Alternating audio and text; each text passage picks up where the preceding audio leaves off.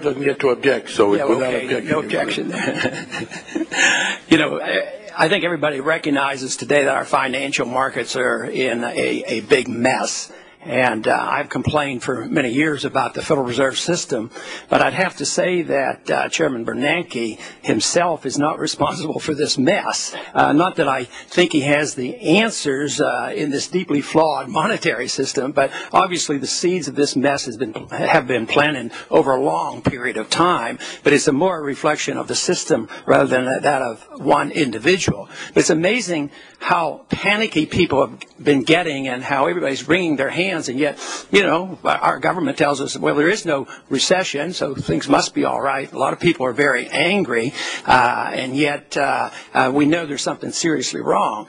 But with all the mess that we have in the financial markets, and now we see this morning that inflation is roaring back, and yet it is still way below what the private economists are saying about what price inflation is really doing. But the consumer knows all about it. But it seems like around here, whether it's from Treasury or the Federal Reserve or even in the Congress, all we need now is to have a world-class regulator, and it's going to solve all our problems. And I think that is so simplistic, where from my viewpoint, what we need is a world-class dollar, you know, a dollar that is sound, not a dollar that continues to depreciate, and not a system where we perpetually just resort to inflation and deficit financing to bail out everybody. And this is what we've been doing. And it hasn't been just with this crisis, but an ongoing crisis. And we've been able to pull ourselves out of these nosedives quite frequently. One of the worst nosedives with the dollars was in 1979, and we patched it together. But I think the handwriting on the wall is there's a limit to how many times we can bail the dollar out, because the conditions are so much worse today than they have ever been.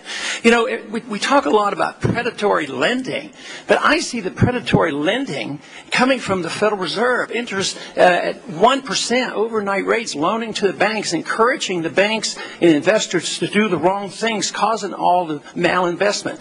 These conditions were predictable. They were predicted by the Austrian free market economists. It should surprise nobody.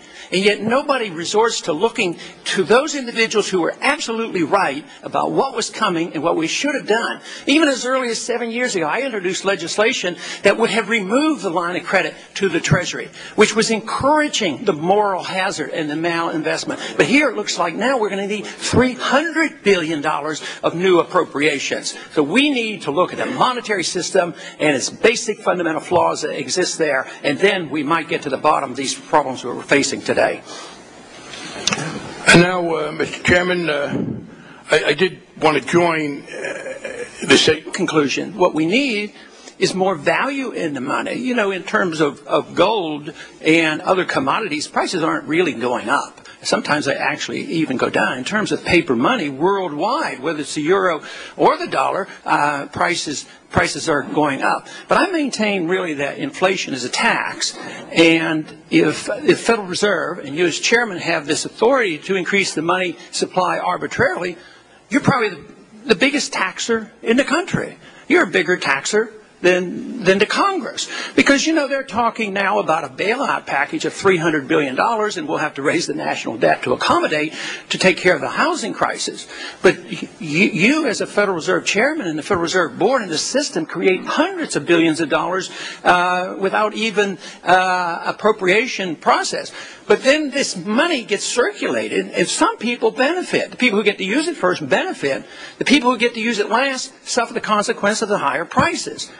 And so every time people go and they complain about these higher prices, they should say to themselves, I'm paying a tax. Because whether you're monetizing debt or whatever, or catching up for buying up securities, you know, we've had a free ride for all these years. We've been able to export our inflation. We have the Chinese buying up our securities. We haven't had to monetize it. But now it's coming home, and you have to buy these things to prop them up. So I maintain that inflation, that is the increase in the supply of money for various reasons, is a tax. It's an unfair tax. It's a regressive tax. It hurts the poor. It hurts the retired people more, because labor never goes up. and keeps up with inflation. We never keep up with the need for the retired individuals to keep up with the cost of living. So I'd like you to comment on this. Is this completely off base, or is there something really to this? Every time we see the cost of living going up, that we indirectly are paying a tax. Well, Congressman, I couldn't agree with you more that inflation is a tax, and that inflation currently is too high. And it's a top priority of the Federal Reserve to run a policy that's going to bring inflation to a acceptable level consistent with price stability as we go forward. I would make one distinction, which is that what the Federal Reserve can control is the increase in prices on the average over the overall basket of consumer goods and services. The enormous jumps in oil prices, other commodity prices, are to some extent, at least, due to real factors out of the control of the Federal Reserve. The Federal Reserve cannot create another barrel of oil. It's the global supply and demand conditions which are affecting those particular things to the most significant extent.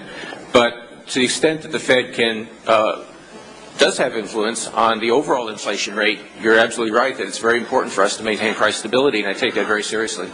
But if the oil prices were going up for another reason other than monetary reasons, other prices would have to come down because there would be a limit in the money supply.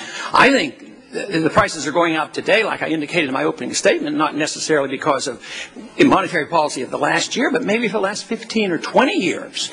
And the fact that we were able to export, so to speak, our inflation, now it's coming home. I mean, those people who have been holding these dollars are not wanting to buy them as readily. I mean, fortunately, foreign central banks are still not dumping them, but even the other central banks might not be as cooperative.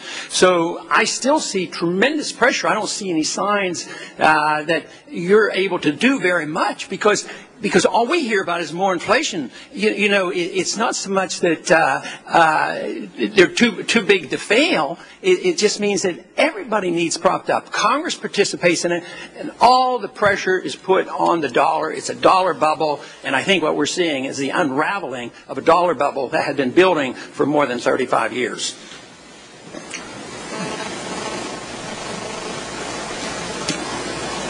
The gentlewoman from New York.